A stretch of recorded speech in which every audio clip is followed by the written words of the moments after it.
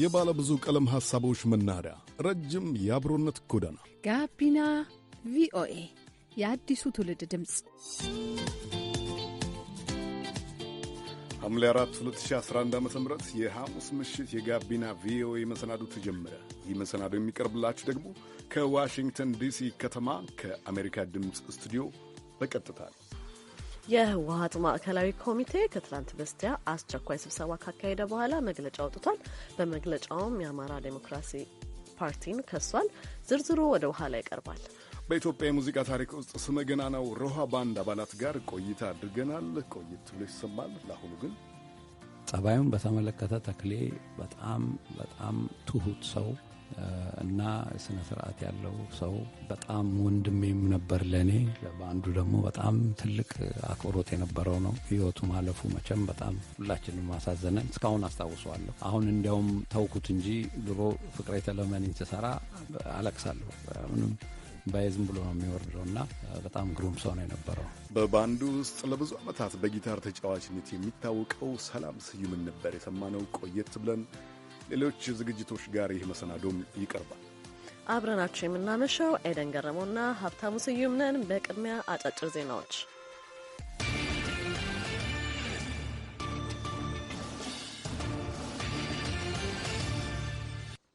የዩናይትድ ስቴትስ ፕሬዚዳንት ዶናልድ ትራምፕ በሚቀጥለው ዓመት በሚከናውነው በየ10 ዓመቱ አንድ የሚካሄድ የሕዝብ ቆጠራ አወዛጋቢ ዜግነት ጥያቄ እንዲጨመር በዛሬው ዕለት አስፈጻሚ ትዕዛዝ ያወጣሉ ተብሎ ይጠበቃል። ፕሬዚዳንቱ ዛሬ በዋይት ሃውስ ይህንኑ ይፋ የሚያደርግ ጋዜጣዊ ጉባኤ ያደርጋሉ ተብሎ ይጠበቃል። የዩናይትድ ስቴትስ ጠቅላይ ፍርድ ቤት ከ70 ዓመታት በኋላ የትራምፕ አስተዳደር ለመጀመሪያ ጊዜ ይህን ጥያቄ የሚጨምረው የሕዝብን የመምረጥ መብት ለመጠበቅ ነው ማለቱ ሆን ተብሎ የተፈጠረ ውሸት ይመስላል ብሎ 5-4 በሆነ ድምፅ ከ2 ሳምንታት በፊት አግዶት እንደነበረ ይታወሳል። ነዳጅ ጫኝ መርከቦቼ በሆርሙዝ ሰርጥ በኩል ሊያልፉ ሲሉ የኢራን መርከቦች መንገድ ሊዘጉባቸው ሞክረዋል ስትል ብሪታንያ ዛሬ አስታወቀች። ድርጊቱን የሞከሩት 3 የኢራን መርከቦች ናቸው ያለው የብሪታንያ መንግስት መግለጫ ከጦር መርከባችን ማስጠንቀቂያ ሲደርሳቸው አፈፍገዋል ብለዋል። በአንጻሩ የኢራን አብዮታዊ ዘቦች ኃይል ውንጀላውን አስተባብሏል። የዩናይትድ ስቴትስ ፕሬዚዳንት ዶናልድ ትራምፕ በኢራን ላይ የተጣለውን የምጣኔ ሀብት ማዕቀብ በቅርቡ በጣም ከፍ እናደርገዋለን ሲሉ ተናገሩ። ዩናይትድ ስቴትስ ቴህራንን የኒኩሌር መርሃ ግብሯን ለመገደብ የታለመውን ዓለም አቀፉን ስምምነት የምጥሰው በኒኩሌር አማካኝነት የምትፈልገውን ለማስፈጸም ነው ስትል ወንጅላለች። ኢራንም በስምምነቱ ከተፈቀደላት በላይ ዩራኒየም ማዳበሯንና ማከማቸቷን አምናለች። ፕሬዚዳንት ትራምፕ ዩናይትድ ስቴትስን ባለፈው ዓመት ከውሉ አስወጥተዋል። ፕሬዚዳንት ትራምፕ ኢራን ስምምነቱን ሙሉ በሙሉ ጥሳ በድብቅ ዩራኒየም ስታበለጽግ ቆይታለች ብለዋል። ውሉን ፕሬዚዳንቱ የቀድሞ የውጭ ጉዳይ ሚኒስትር ጃን ኬሪ እና የኦባማ አስተዳደር ለኢራን $150 ቢሊዮን ሊመልሱላት የተስማሙበት መጥፎ ውል ሲሉ ጠርተውታል። አድማጮቻችን፣ ለአሁኑ ያሉን ዜናዎች እነዚህ ናቸው። ቀጣይ ዘገባዎቻችን ደግሞ በተከታታይ መደመጥ ይጀምራሉ።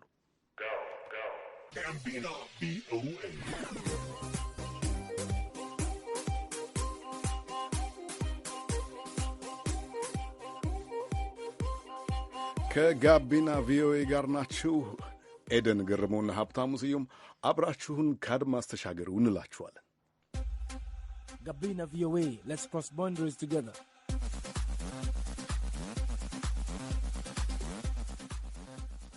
በአሁኑ ወቅት ኢትዮጵያን እየበተነ ያለው ከዚህም ከዚያም የተሰባሰበ የትምክህት ኃይል እንደሆነና ይህ ኃይል እድል አግኝቶ እንደፈለገው እንዲሆን ያደረገው ያለው ደግሞ የኢህአዴግ አባል ድርጅት የሆነው የአማራ ዲሞክራሲያዊ ፓርቲ አዴፓ ነው በማለት ህወሓት አዴፓን ከሷል። የህወሓት ማዕከላዊ ኮሚቴ ከትናንት በስቲያ አስቸኳይ ስብሰባ ካካሄደ በኋላ ነው አዲስ መግለጫ ያወጣው። ሙልጌታ አጽባሃ ዝርዝሩን ጉዳይ ይነግርናል። የህዝባዊ ወያነ ሓርነት ትግራይ ማዕከላዊ ኮሚቴ ማክሰኞ ሐምሌ 2 2011 ዓ.ም በመቀለ ከተማ የአንድ ቀን አስቸኳይ ስብሰባ ካካሄደ በኋላ ትናንት ማምሻውን መግለጫ አውጥቷል። ማዕከላዊ ኮሚቴ ባወጣው መግለጫው በአሁኑ ወቅት የሀገሪቱ ህልውና ከመጥፎ ወደ ከፋ ደረጃ ተሸጋግሯል ብሏል። የችግሮቹ ዋነኛ ምንጭም የህዝብን መብትና ጥቅም ረግጠው ፍላጎታቸውን ሊፈጽሙ የሚፈልጉ የትምክህት ኃይሎች ናቸው ብሏል መግለጫው። በከፍተኛ የሀገር መከላከያ ሰራዊት አመራሮች ላይ የተፈጸመውን የግድያ ወንጀል በቀጥታም በተዘዋዋሪም ተሳትፎ የነበራቸው የውስጥና የውጭ ኃይሎች ያላቸውን በሀገራዊ ገለልተኛ አካል እንዲጣራና ውጤቱም ለኢትዮጵያ ሕዝብ ይፋ እንዲደረግ ጥሪ አቅርቧል። ህወሓት ባለፉት ጊዜያት ከአማራ ሕዝብ ጋር በመሆን ትምክህተኞችና የገዢ መደቦችን አብሮ የታገለና ትርፍ መስዋዕትነት የከፈለ ድርጅት ነው ብለዋል መግለጫው። ስለሆነም ህወሓት የአማራን ህዝብ ትምክህተኛ ብሎ አይገልጽም ብለዋል። ሆኖም መግለጫው በአማራ ህዝብ ስም የሚነግዱ ኃይሎች ሰፊውን የአማራ ህዝብ ትምክህተኛ ተብለሃል በማለት ህዝቡን ለርካሽ ፖለቲካዊ ፍጆታውን ሲያደናግሩት ቆይተዋል በማለት ገልጿል። ቢሆንም ግን የአማራ ህዝብ እንደሌሎቹ የኢትዮጵያ ህዝቦች ሁሉ ለሰላም ለልማትና ዲሞክራሲ ብሎ መስዋዕትነት ከፍሏል። አዲስቷን ኢትዮጵያ በመፍጠር ሂደትም ማይተካ ሚና የተጫወተ ህዝብ ነው ይላል መግለጫው። በአሁኑ ወቅት ሀገር እየበተነ ያለው ከዚህም ከዛም የተሰበሰበ የትምክህት ኃይል ነው ያለው የህወሓት ማዕከላዊ ኮሚቴ መግለጫ፣ ይህ ኃይል እድል አግኝቶ እንደፈለገው እንዲሆን እያደረገ ያለው ደግሞ የአማራ ዲሞክራሲያዊ ፓርቲ አዴፓ ነው ብለዋል። አዴፓ በፓርቲው አመራር መካከል ስለተፈጸመውን ግድያ በዝርዝር ገምግሞ ተጠያቂ እንዲያሳውቅና ግልጽ አቋም እንዲወስድ ህወሓት በመግለጫው ጠይቋል። ከዚህ ውጭ ግን ችግሮቹን በሶስተኛ አካል ላይ ማሳበብ ትቶ ራሱን በጥልቀት እንዲፈትሽና ገምግሞም የኢትዮጵያን ህዝብ ይቅርታ ሊጠይቅ ይገባል በማለት ገልጿል። ይህ ካልሆነ ግን ህወሓት ከፓርቲው ጋር አብሮ ለመስራት እንደሚቸገር መግለጫው አስቀምጧል። አዴፓ አስመልክቶ ለተነሱ ጉዳዮች ለአዴፓ ማዕከላዊ ኮሚቴ ጽህፈት ቤት ኃላፊ አቶ ዮሐንስ ቦያለው ጠይቀን ለጊዜው የሚሰጡት መልስ እንደሌለ ገልጸው እንደ ፓርቲ በጉዳዩ የሚያወጣው መግለጫ ካለ እናሳውቃለን ብለዋል። የህወሓት ማዕከላዊ ኮሚቴ መግለጫ በኢህአዴግ ውስጥ የጎራ መደበላለቅ አለ ይላል። ይህም እንዲለይ ጠቅሶ በቀጣይ ዓመት ስለሚካሄድ ምርጫ ዙሪያም እንደ ግንባርና መንግስት ያለውን አቋም ለኢትዮጵያ ህዝብ ግልጽ ሊያደርግ ይገባል ብለዋል። ህወሓት እንደ ህገ መንግስታዊና ፌዴራላዊ ኃይል ኢትዮጵያን ከወቅታዊና ቀጣይ አደጋዎች ለማዳን ተመሳሳይ ዓላማ ካላቸው ኃይሎች ጋር ሰፊ መድረክ ፈጥሮ ለመታገልና በፍጥነትም ወደ ተግባር ለመሸጋገር ማዕከላዊ ኮሚቴ መወሰኑን መግለጫው አመላክቷል። በደቡብ ብሔር ብሔረሰቦችና ህዝቦች ክልል ስለሚነሱ ክልል የመሆን ጥያቄዎችም ዙሪያ መግለጫው አንስቷል። ጥያቄያቸው ህገ መንግስታዊ በሆነ መንገድ እንዲፈታ እንጂ ከዚህ ውጭ የህዝብን ጥያቄ በኃይል አሊያም በሌላ መንገድ ለመፍታት የሚደረግ ጥረት ፍጹም ተቀባይነት የለውም ሲል ገልጿል። መግለጫው ስለ የኢትዮጵያ ሀገር መከላከያ ሰራዊትም አንስቷል። ሰራዊቱ ከማንኛውም ጊዜ በላይ አንድነቱን አስጠብቆ የሀገር ደህንነትን የማስጠበቅ ግዴታውን በተጠናከረ መልኩ እንዲፈጽም አሳስቧል። የፌዴራል መንግስት ደግሞ የሀገሪቱ ሰላም እንዲያረጋግጥ፣ ህግና ስርዓት እንዲያከብር፣ የዜጎች ሰብአዊና ዲሞክራሲያዊ መብት እንዲያከብርና እንዲያስከብር፣ ህገ መንግስታዊ ስርዓት ሳይሸራረፍ እንዲተገበር ህወሓት ከአስቸኳይ ስብሰባው በኋላ ባወጣው መግለጫ ገልጿል። ለአሜሪካ ድምጽ ሙልጌታ ጽባህ መቀለም።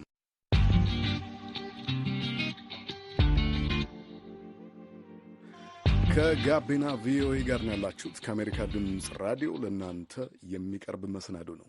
ቀጣዩ ዘገባችን ወደ ባህር ዳር ይወስድናል።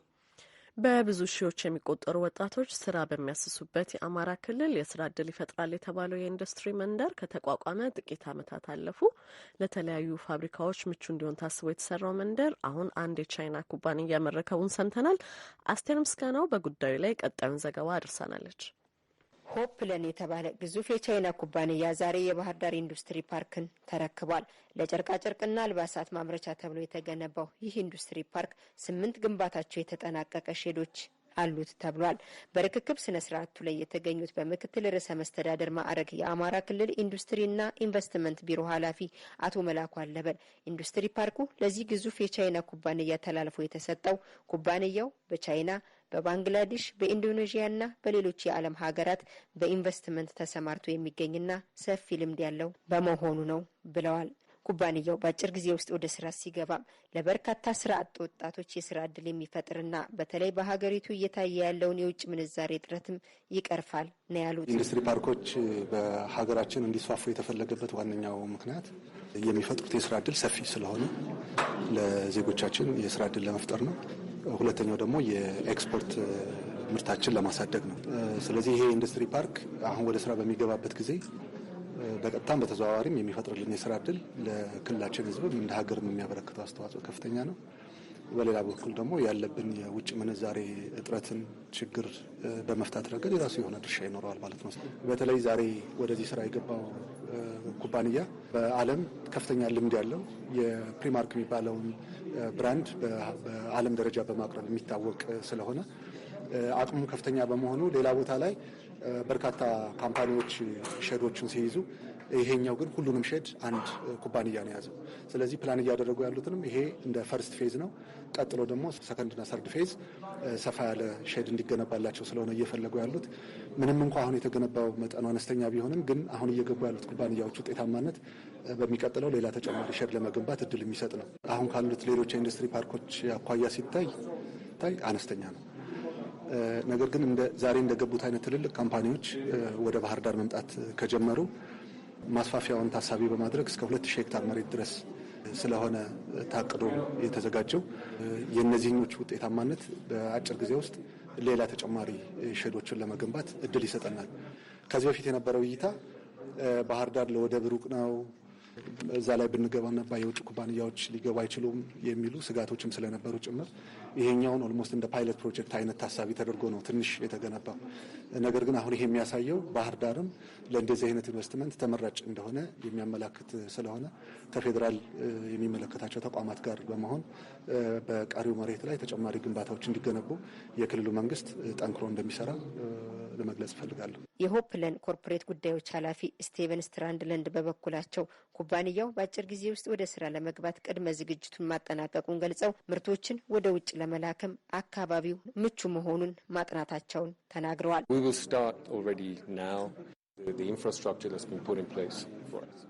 በቅርቡ ስራ እንጀምራለን።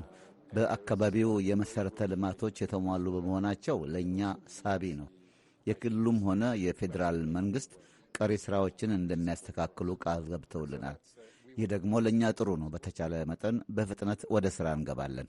በክልሉ ከባህር ዳር በተጨማሪ በደብረ ብርሃንና በኮምቦልቻ ከተማ የተገነቡት የኢንዱስትሪ ፓርኮች ወደ ስራ እንዲገቡ ምቹ ሁኔታዎች እየተፈጠሩ መሆኑን የጠቆሙት አቶ መላኩ ከባለ ሀብቶችም ጋር ርክክብ እየተፈጸመ እንደሆነ ጠቁመዋል። በርክክብ ስነ ስርዓቱ ላይ የፌዴራልና የክልል ከፍተኛ የስራ ኃላፊዎች ተገኝተዋል። ለአሜሪካ ድምጽ ሬዲዮ አስቴር ምስጋናው ባህር ዳር።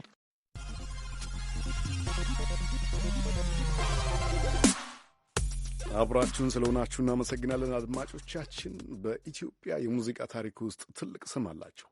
በኢትዮጵያ ዘመናዊ ሙዚቃ ባንድ ውስጥ ከፍተኛ ቦታ የሚሰጠውና ከ1973 እስከ 1986 ዓ ም ከ250 በላይ የሙዚቃ አልበም የሠራው ሮሃ ባንድ ሁለት መስራቾች በአሜሪካ ድምፅ ስቱዲዮ የጋቢና ቪኦኤ እንግዳ ነበሩ።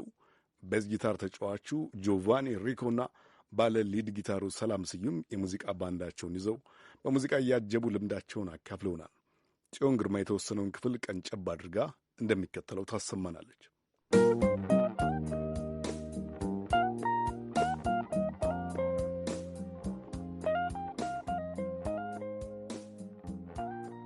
ሰላም ስዩም እባላለሁ። የአይቤክስ እና የሮሃ ባንድ መስራች አባል ነኝ እና ሙዚቃ ውስጥ የቆየሁበት ጊዜ ምናልባት 45 ዓመት ሊሆን ይችላል እና ይህንንም ደግሞ በጣም ከምወደው ወንድሜ ከጆቫኒ ጋር አብረን ስለነበር ልክ እንደ ቤተሰብ ሆነን ነው አብረን ያደግነው ማለት ይችላለሁ። ጆቫኒ እስቲ አንተም ለአድማጮቻችን በእርግጥ ብዙዎቹ ያውቋችኋልና ሁላችንም እናውቃችኋለን እና ግን እስቲ ለአድማጮቻችን አንተም ራስን አስተዋውቅ። ጆቫኒ ሪኮ እባላለሁ እና ሙዚቃ ዓለም ውስጥ የገባሁት ትምህርት ቤት ሃይ ስኩል እያለሁ ነው። በፕሮፌሽናል ደረጃ እንግዲህ ትምህርቴን ከጀመርኩ በኋላ ከኮሌጅ አይቤክስ ባንድ ውስጥ እንግዲህ ጀመርኩኝ። አብረን እንግዲህ ከሰላም ጋራ ነው የጀመርነው። እዛ የዛሬ ኦልሞስት 45 ዓመት አካባቢ ነው። በመናገሩ ግን እድሜያችንን እያሳጣ ነው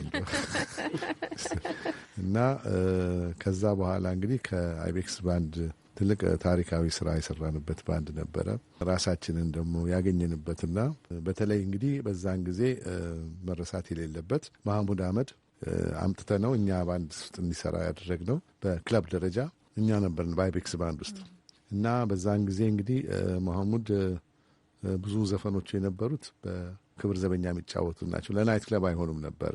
ስለዚህ በትዝታ ጀምረን እነ መላመላን እነዚህ ባህላዊ ዘፈኖችን እያመጣን በአዳዲስ መልክ ፎርማትን ለውጠን እንግዲህ ባንዶች በዛን ጊዜ 12 እስከ 16 እስከ 18 ነበሩ። እንግዲህ የክብር ዘበኛ፣ የጦር ሰራዊት ምናምን እንደዚህ እኛ በ6 ቆጥበ ነው ሙዚቃውን እንግዲህ በዛ መሰረት ነው እንግዲህ እንደገና አደራጅተን ለክለቡ የሚሆንና ለሰው ደግሞ የሚሆነውን እንግዲህ ያዘጋጀ ነው። በዛ ነው አብዮት የተካሄደበት ጊዜ ነው። ሁለታችሁ ከስንት ጊዜ በኋላ ነው የተገናኛችሁት? ሰላምና ጆቫኒ ዛሬ በአንድ ጉዳይ የዛሬ 8 ዓመት በፊት መላለስ ነበር አሜሪካ ነገር እና እንግዲህ የዛሬ 8 ዓመት በኋላ ነው እንግዲህ ከአንድ 30 ምናምን ዓመት በኋላ እንግዲህ የተገናኘ ነው። ለ30 ዓመት ያህል ተጠፋፍታችሁ ቆይታችሁ ነበር ማለት ነው? ተጠፋፍተን ቆይተን ነበር። እንደተገናኛችሁ ሙዚቃ መስራት ጀመራችሁ ወይስ ቀጠላችሁ? ወሬ ምናምን አልነበረም። ቀጥታ ወደ ሙዚቃ ነው የገባነው። ጊታራችን አንስተን መጀመሪያ ወሬ ነው ሲቀልድ ነው እሱ።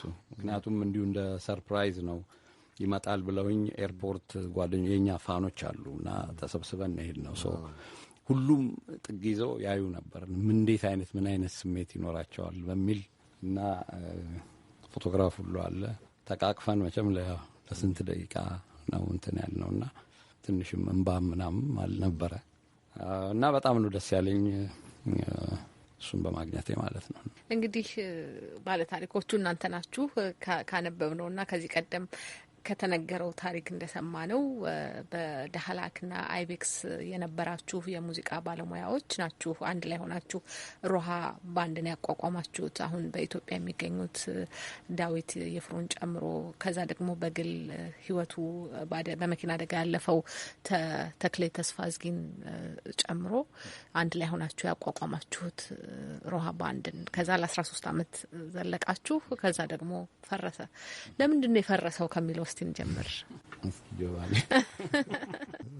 ለነገሩ መፍረስ ሳይሆን እንደው በበቃኝ ነው እንግዲህ የወጣ ነው።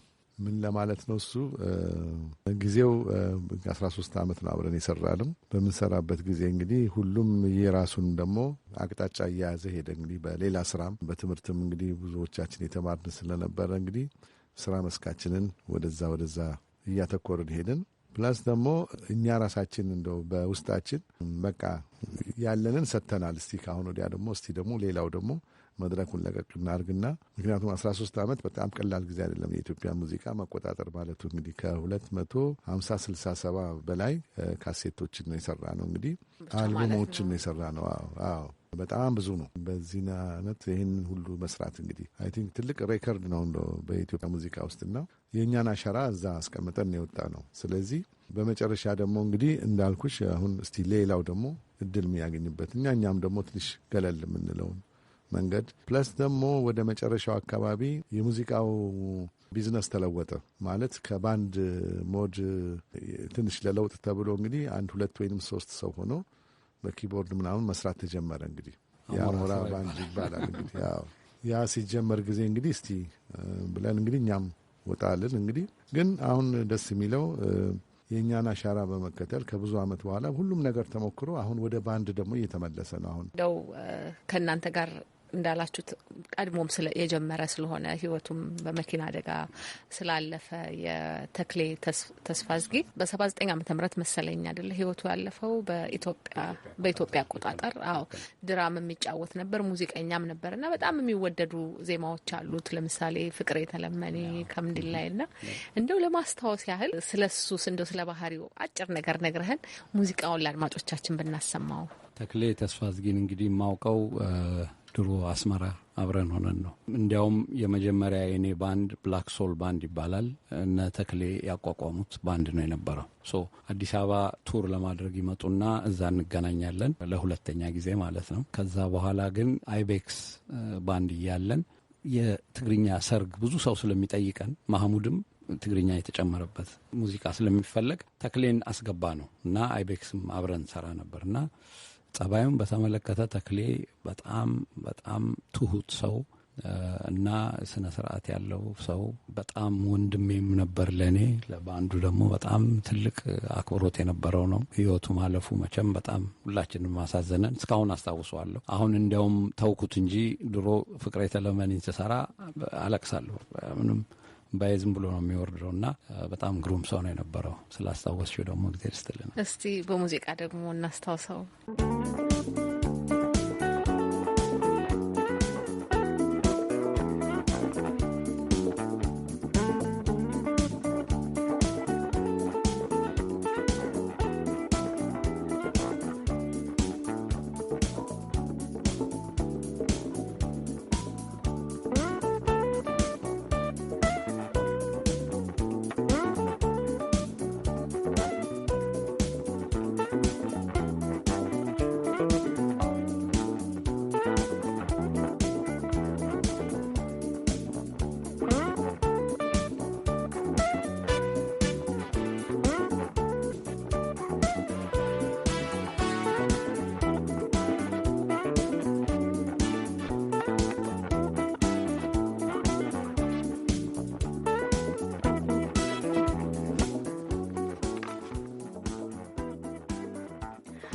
አድማጮች እየተሰማችሁ ያላችሁ ጋቢና ቪኦኤ ነው። በኢትዮጵያ 57 የሚሆኑ የተለያዩ የምግብ አይነቶችን የደህንነት መስፈርት ባለማሟላታቸው መታገታቸውን የኢትዮጵያ የምግብና የመድኃኒት ቁጥጥር ባለስልጣን አስታወቀ። በታገዱት የምግብ አይነቶች ዝርዝር ውስጥ የህጻናት ምግቦች መኖራቸውንምና የጥራት ችግር መታየቱን፣ የአጠቃቀምና የይዘት መግለጫ መስፈርቶች አለመጻፋቸውን እንደ ችግር ተጠቅሷል። ዘጋቢያችን ሙክታር ጀማል በባለስልጣኑ የምግብ ተቋማት ቁጥጥር ዳይሬክቶሬት ዳይሬክተርና ከአቶ በትረ ጌታቸው ጋር ቃለመጠይቅ አድርጓል። ከአንድ ወር በላይ በሚሆን በዚህ በአዲስ አበባ ከተማ ላይ በተደረገ የገበያ ቅኝት የተለያዩ ምርቶች እንደ ዘይት፣ ማር፣ ጨው፣ ከረሚላ ወዘተ አብዛኛው የሚጠቀማቸው ምግቦች መጥተው ትኩረት በማድረግ የገበያ ቅኝት እያካሄድን እንገኛለን። ከእሱ ጋር ተያይዞ በብዛት በገበያ ላይ እንግዲህ የተገኙት ምራቾቻቸው የት እንደሚመረቱ የማይታወቁ የተመረተበት ቀንና የመጠቀሚያ ጊዜ ያልተለጠፈባቸው ሌላ ብዙ ነገር የተያያዙ ችግር ያለባቸው ምርቶች ተገልጸዋል። ለምሳሌ አንዱን ነጥለን ብንወስድ የህጻናት ምግብ በብዛት በባልትና ቤቶች እየተመረተ የህጻናት ምግብ እየተባለ የሚሰራጭበት ሁኔታ እንዳለን ታዝበናል። አዋጁ መሰረት አንድ የህጻናት ምግብ ተዘጋጅቶ ህብረተሰቡ መቅረብ ያለበት በባለስልጣን መስሪያ ቤቱ ላይሰንስ ሲይዙ ብቻ ነው። ግን አብዛኞቹ እየተሰራጩ ያሉ ምግቦች ይህንን ያሟሉ ባለመሆኑና አድራሻቸው የማይታወቅ በመሆኑ ህብረተሰቡ ከእንደነዚህ አይነት ምርቶች መጠቀም ራሱን እንዲቆጥብና እንደዚሁ ተመሳሳይ ችግር ያለባቸው ምርቶች በሚገኙበት ጊዜ ለባለስልጣን መስሪያ ቤቱ በነጻ የስልክ ቁጥር 8482 እንዲጠቁም ነው በሚዲያ እንዲተላለፉ የተደረገው። ከባለስልጣኑ አዋጅና የስራ ድርሻ አንጻር በማህበረሰቡ ላይ አደጋ የጤና ችግር ሊያደርሱ የሚችሉ የምግብና መድኃኒቶችን መቆጣጠር ነው። አሁን ካነሳናቸው ወደ 57 የጠቀሱልን የምግብ አይነቶች ውስጥ ምን አይነት ችግሮች ነው ያደረሱት? ወይ ደግሞ በጥናት የተረጋገጠ ነገር ምን አለ? ምንድን ነው ችግራቸው? ቀድሞ መከላከል ስራ ላይ ነው። አሁን በጥናት ያደረሱ ችግር አይደለም። ሰው እስኪታመም አይደለም ይሄ ተቋም የሚጠብቀው። ቀድሞ የመከላከል ስራ ነው የሚሰራው። ቀድሞ የመከላከል ስራ ሲባል ምንድን ነው? ተቋማት አንድ ምግብ ለማምረት የሚያስፈልጋቸው መስፈርት አለ። እሱን ሳያሟሉ የሚያመርቱት ምግብ ትክክለኛ ምግብ አይደለም ብለን የምንለው እሱን አሁን ምን ችግር መጣ ምናምን በጣም የረጅም ጊዜ ፕሮሰስ ነው። ሰው ከተጎዳ በኋላ ነው ማለት ነው እንደዚህ አይነት እርምጃ ልትወስድ የሚችል። እኛ እንደዛ አይነት አይደለም ስራ የምንሰራው። ችግር ያመጣሉ ለህብረተሰቡ ላይ የጤና ችግር ያመጣሉ ብለን የሰጋናቸው ምርቶች ላይ ነው እርምጃ እየወሰድን ያለን። ይሄ ቅድም እንደነገርኩህ ሚኒመም የሆነ ወይም ዝቅተኛ የሆነ መስፈርት አሟልተናል። ለምሳሌ ዘይትን እንውሰድና ዘይት ምርት ላይ ሪፋይነሪ ያልገባ ዘይት ለህብረተሰቡ መቅረብ የለበትም። ይሄ የጤና ችግር እንደሚያመጣ አሁን ገበያ ላይ ያሉት አብዛኞቹ ዘይቶች ክሩድ የሚባሉ ዘይቶች ናቸው። በሪፋይነሪ ፕሮሰስ ወይም ዘይት አንድ የምግብ ዘይት ሊያስሰጥ የሚችለውን ሂደት ያላለፉ ዘይቶች በመሆናቸው ነው እርምጃ እየወሰድንባቸው ያለው። ዝቅተኛውን መስፈርት እስካላለፉ ድረስ በቀጣይም የምንወስደው እርምጃ ተጠናክሮ ነው የሚቀጥለው ማለት ነው። ምግብ ሳይሆን ክሩድ ዘይት ነው እያቀረበ ያለው ብለን የምንወስደው። አቶ በትረ፣ እስቲ አሁን እነዚህ የምታነሷቸው የምግብ አይነቶች ከዚህ ቀደም ገበያ ውስጥ የቆዩባቸው የተለያዩ ረጅም ጊዜ እድሜም የነበራቸው አሉ። ምን መደረግ ነበረበት? መጀመሪያውኑ ከመሰረቱ ይሄንን ለመቆጣጠር የሚያስችል በየክልሎቹ በየከተማዎቹ ምን ያህል በቂ የቁጥጥር መዋቅር ነበራችሁ?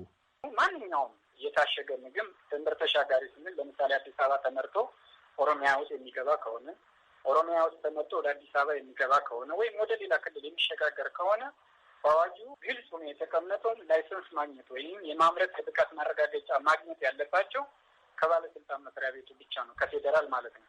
ከዛ በተዋረድ ያው እንግዲህ ፌዴራል ስቴት የፌዴራል አወቃቀር ስላለና እያንዳንዳችሁ ክልሎች የራሳቸው የሆነ የምግብና የመድኃኒት ቁጥጥር ማቋቋም ይችላሉ። ኦሮሚያ የራሱ አለው፣ አማራ የራሱ አለው። አዲስ አበባ ስቴት ማካም ዋና አዲስ አበባ ከተማ አስተዳደርም የራሱ የምግብና የመድኃኒት ቁጥጥር አለው።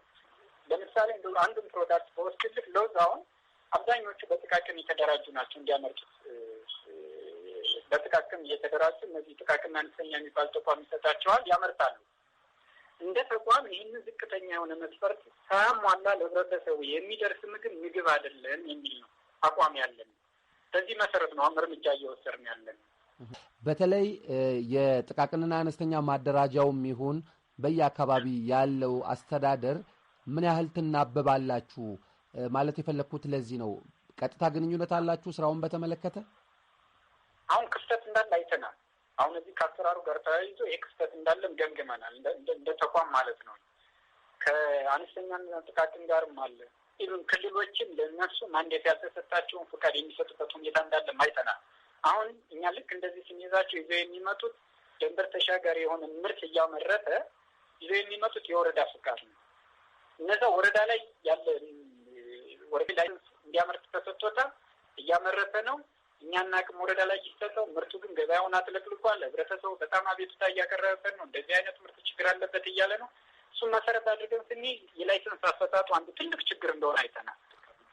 በጣም ነው የማመሰግነው አቶ በትር ጌታቸው፣ በኢትዮጵያ የምግብና መድኃኒት ቁጥጥር ባለስልጣን የምግብ ተቋማት ቁጥጥር ዳይሬክቶሬት ዳይሬክተር፣ ይህን ቃለ መጠይቅ ለማድረግ ፈቃደኛ በመሆኑ በአሜሪካን ድምፅ አድማጮች ስም በጣም አመሰግኖታለሁ።